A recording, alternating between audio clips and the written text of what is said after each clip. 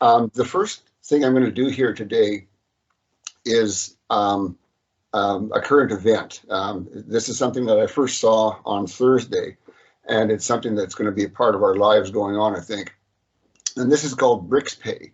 And BRICS Pay is, as it says here, an international payment system, a digital international payment system. But they say something specific here that we'll come back to later and explain why they're saying that. They say it's decentralized, and they also say that it's multi-currency. And so those are two keys to their international payment system that they're setting up here. And so we're going to explain a little bit about that. I'm going to try to avoid the economics involved in all of this as much as possible, and we'll see how we can do that. So what's happening here is we're seeing a change in an order that was set up after World War II, and that's kind of our current system of doing economics in the world is based on the Bretton Woods Agreement that happened after World War II.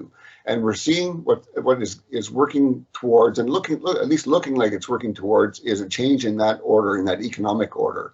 And that economic order that was set up in Bretton Woods was that the US dollar would be the currency that would be used by everybody for general exchanges of international goods. So, and so that's kind of where we are generally. But what happened this 2 weeks ago was this attack on Israel. And that's important here because what we immediately saw was the U.S. offered support. And they even sent 2 aircraft carriers to the area.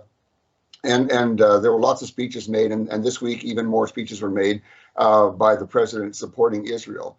Now, there are people who don't think his support for Israel is sincere, and we'll have to see what he puts behind that, really, because a lot of the people in this party are anti-Israel, if not anti-Semitic.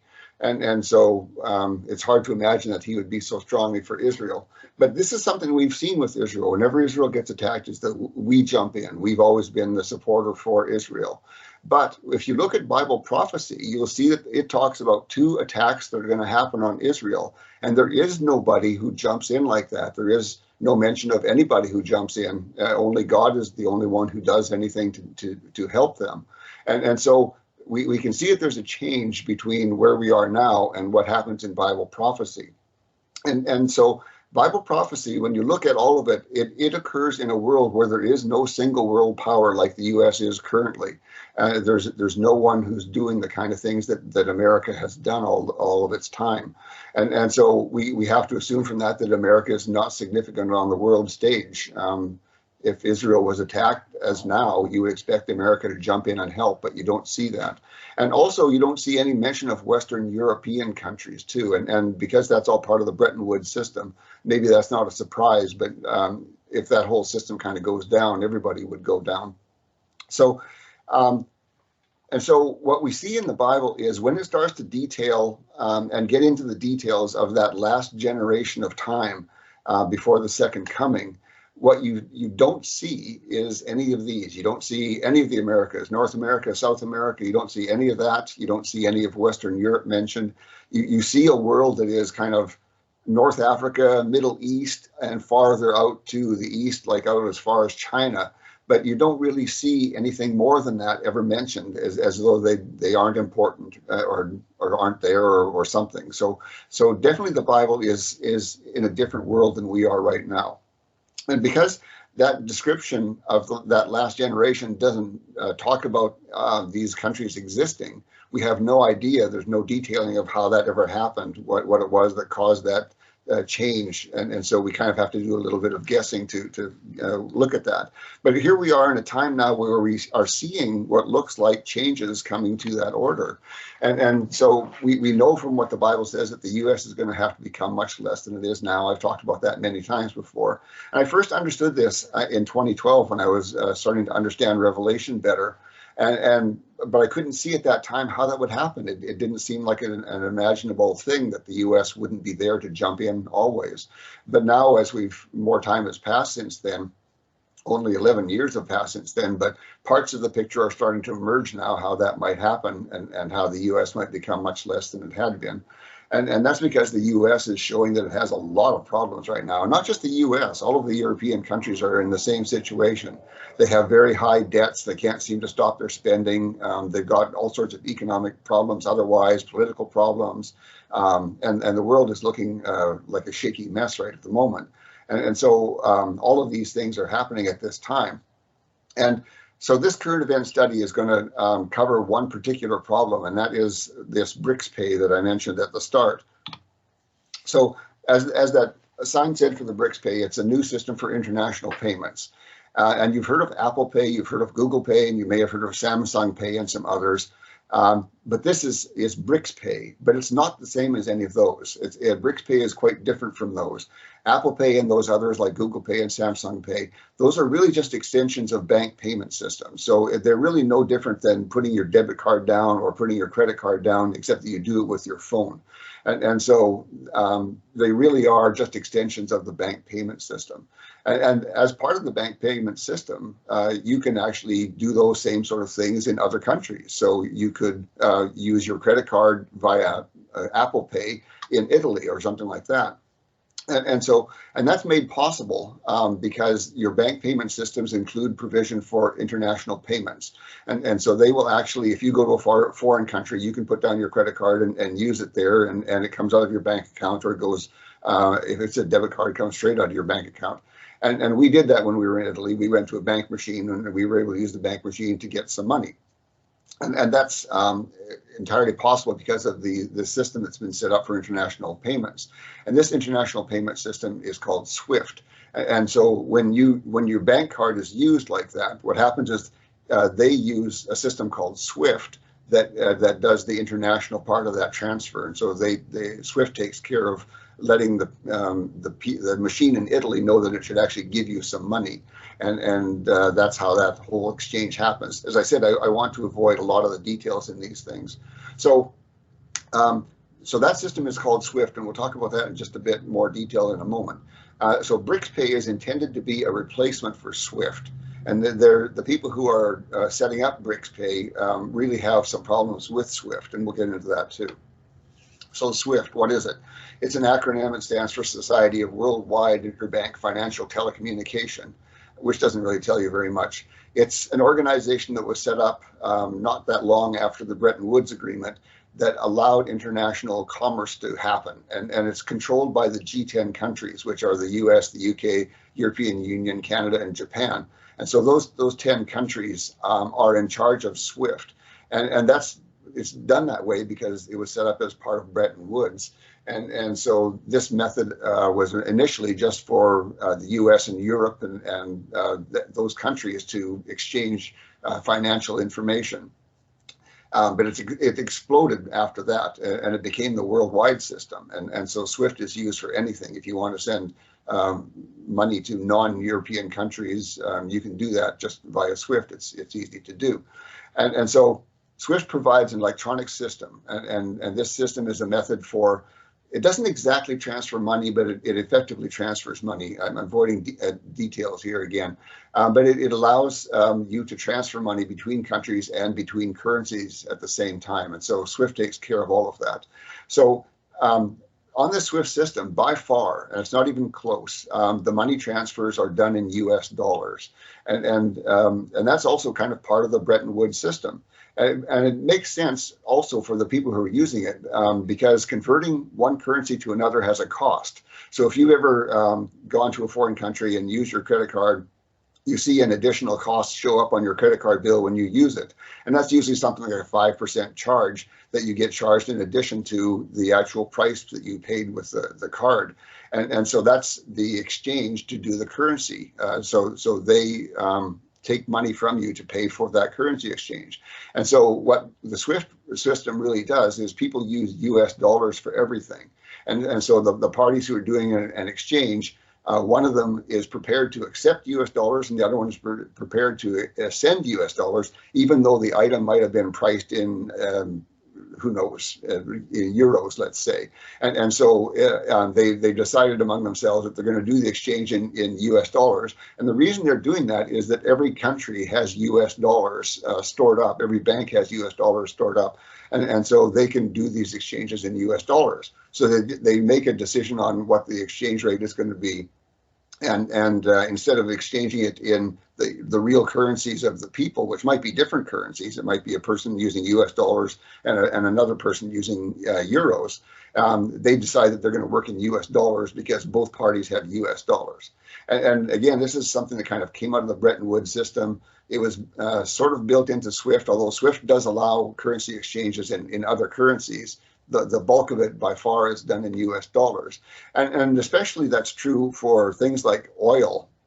Oil is priced in US dollars. Whenever you look on any exchange to see what the price is for a barrel of oil right now, you'll see that it's priced in US dollars. And so it's been that way from the start, and it continues on that way. So when someone buys oil from an oil producing country, they pay for it in US dollars because that just makes sense for them to do that.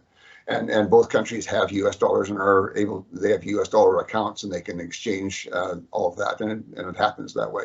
So while SWIFT isn't entirely in US dollars, it's by far mostly in US dollars. And that's part of the problem that this other system is meant to take care of. And so you've heard of the BRICS before. I mentioned them before. That name BRICS comes from the names of the countries that founded this. And so that's Brazil, Russia, India, China, and South Africa. And so those 5 countries got together, and they had been planning on doing some things anyway, but they began to think in bigger pictures of what they could do. And they represent a significant part of the population. They are 27% of the world's land surface, if that really matters, though it doesn't matter that much.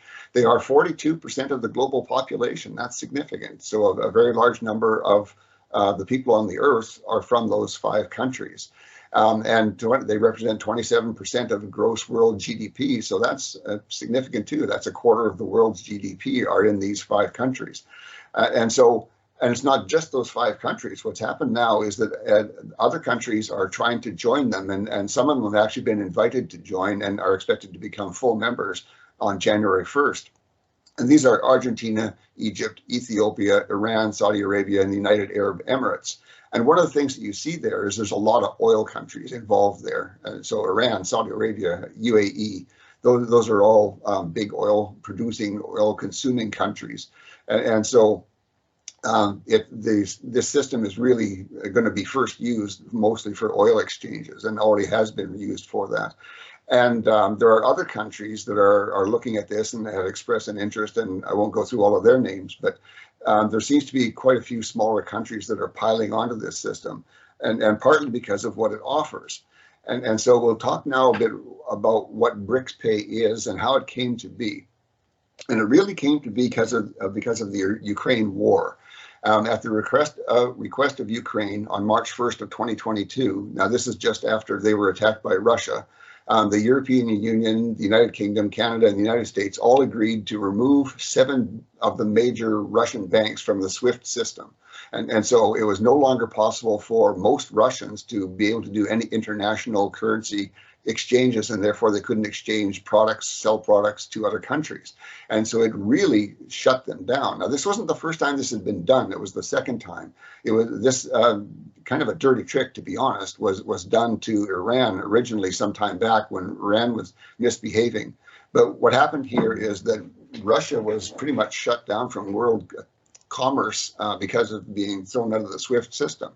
And they really didn't like that idea. They thought that was completely unfair, that the world's payment system should be controlled by some countries. And they thought that was not the way that things should be done. And so they came up with this new idea for a new payment system. And that is what we're talking about now, BRICS Pay. And remember back to that BRICS Pay sign that I showed you at the front. It said it was decentralized, and that's a big part of what it's about. No one is going to be able to control this BRIC system. That's what they want. They don't want any country politically shutting people out, locking people out like it happened to Russia. And so that's a big part of it. SWIFT is controlled by those European countries primarily, and US and Japan and Canada. and not by any of these other countries that are in the BRICS Pay system. So that's one of the things that they plan to fix with this BRICS Pay, is that it's going to be decentralized and no one's going to be able to shut out anybody. And the other thing that sign said was it was multi-currency. And this is part of the de-dollarization, the removal of the US dollar that a lot of these countries want to get rid of. They don't want the US to have the kind of monetary economic power that they have, because they are the US is the US reserve currency. And so they don't expect their system to be used so much in US dollars, but in other currencies as well. And so they don't use any currency as a base currency like the SWIFT system does. So all of the major banks in the BRICS countries are right now, I first heard of it, like I said, on Thursday. And so this system is now up and running, and it's being used so that these countries can now do international exchanges, international commerce using the BRICS Pay system, and they don't have to go through the SWIFT system. So they really are intending for it to be a system that will replace the SWIFT completely. Now, should we be involved in the BRICS Pay system? Well, there are a lot of reasons to be concerned about that. Most of the countries that are in this BRICS system are there because they're concerned that they could be shut out of SWIFT. They could become enemies of Europe or enemies of the US and be locked out of SWIFT, and they don't want that happening.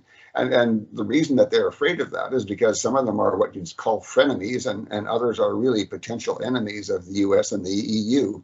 And they see that it's entirely possible that someday they could be locked out of SWIFT as well. And so these are some of the worst countries in the world. They represent the evils of totalitarianism and anti-Semitism and conquest of other countries. And so a lot of these countries that are the first people to participate in SWIFT are not great countries. And there's a saying, perhaps you've heard it, there's no honor among thieves. And this is a phrase that means thieves have no moral conduct and cannot even trust each other. So can the BRICS Pay system be trusted to be what they want it to be, or are they going to start to do things, corrupt things with it and to it? So it's not looking to me like it's a wise thing for anybody to get into, but we can see why they would be interested in it, because they want to protect themselves against retaliation by US and European countries. So one last slide here on this topic, and then we'll move on to something else. So what's the impact on the US and the Bretton Woods countries, the other people who are kind of part of that original order that was set up after World War II? Well, the US debt levels are excessively high, and that's true of all of the Bretton Woods countries. They're really very high, but the US is higher as a percent of its productivity. So its GDP is, its debt to GDP is very much higher. So, and it's at a level that is really very scary. It's at a level where economists say it may not be possible for any country that gets to this level to come back from it. And we've only been at this level before once, and that was back after World War II, when all of the countries were kind of in heavy debt because of their war spending. And we were able to come back because we were kind of, after the success of the war, we had a new way of thinking and moving forward, and we had the will to do that and to pay those debts off. And it took a very long time to pay those debts off. And so that's not the way we are anymore. I don't see any will to pay back debts or to come back from the debt situation what it is right now. What I see instead is a bunch of people who want to keep on going. And this current situation that we have in the Congress, with them being unable to pick a speaker, is really about, are we going to pay our debts back? And so there's a few people in the Republican Party, not enough of them, who want to focus on getting the spending to stop and getting us to start paying our debts and get out of this situation that we're in.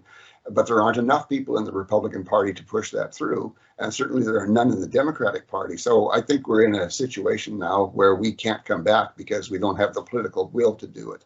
And as economists say, we may not even be able to do it even if we had the will to do it. So this level of debt has only been acceptable to the world because the US dollar is the world reserve currency. Because everybody owns dollars, this level of debt is being tolerated where it wouldn't be. There would be a lot less people who would want our money if it wasn't the world reserve currency. So the BRICS Pay system is going to cause something to happen here. It's going to cause the US dollar to be used a lot less. oil transactions are almost certainly going to be done on the BRICS Pay system, more and more, and not in US dollars.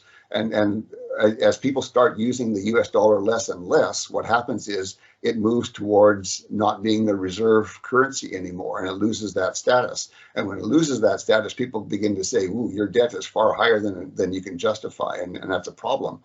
And so the BRICS Pay system will affect us whether we're involved in it or not, because it's going to start allowing countries to get rid of some of the US dollars that they're holding. And that will lead to an unsustainable debt. And a lot of those countries are doing that because they expect us to devalue our currency. That would be the only way we could hope to get out of this debt. And they don't want to be involved in that because they don't want to be holding devalued dollars. And so a lot of them are trying to get rid of those dollars because they expect that. And so countries are fleeing the US dollar. And when they do that, that causes more inflation for us. And the whole thing just gets worse and worse. So this has the potential to have a lot of impact on us if it does succeed in continuing. But remember, these countries are not countries that you can really trust well, and maybe they won't be able to make a go of it. Who knows? That's all I wanted to say on there. Any thoughts or questions?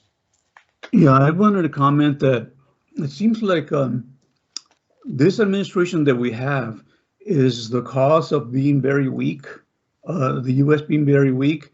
And even though we may not agree with what they're doing and we may not support it, we have to accept the fact that maybe God let it happen for a reason.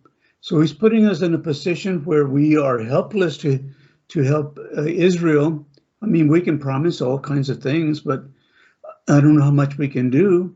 And then we are even more weakened by this administration because we're not using the oil like we used to. Now we're expecting other people to take care of us regarding the oil. So it's gotten very ridiculous. And the only way they can encourage us not to use the oil as much is by using these electric cars and all kinds of crazy things. But somebody said this week that his electric car stopped working because it got wet. So he went to get a battery for it, and it cost him $25,000. Which is a little bit, just almost about the same time, a little bit less than the car. Yeah. So that's where we are today on that situation, I think. Yes, and this didn't just happen recently, to be honest. This debt was built up over many, many years, decades, and right now we don't seem to be able to stop doing that and making it worse and start making it better. So it doesn't look good for us. And you have to remember, I mean, we're not the compass of morality anymore. This country is not there. And for us to be commanding or demanding anything at this point from anybody, that's just not going to happen anymore. We've entered in a totally different era globally. And I think the Americans are, our citizens will start to understand very, very soon is that we, again, don't have that authority anymore to command or demand anything from anybody, because we are the clowns on stage right now as a country because of our buffoon politicians that are in office. And there are too many on both sides, too many, at this point. And unfortunately, like a couple of days ago, AOC said, hey, we have a responsibility to accept every, Palestinian into this country. What? I mean, have you looked at our borders, north and south? Have you really looked at who's coming through those borders and how we are pretty much giving them money to live off of us? And don't forget, we already have so many people, older people, disabled people of all ages and sizes and backgrounds, and that we were supporting to begin with. The rest of us who are currently working, it's not sustainable. We can't do it. Yeah, you make a number of good points there. One I'll focus on is, are we the source of moral authority anymore? And I'll add to that, what does God see us? Is God saying your time is up because you've lost your moral authority? You're no longer my people? Don't know.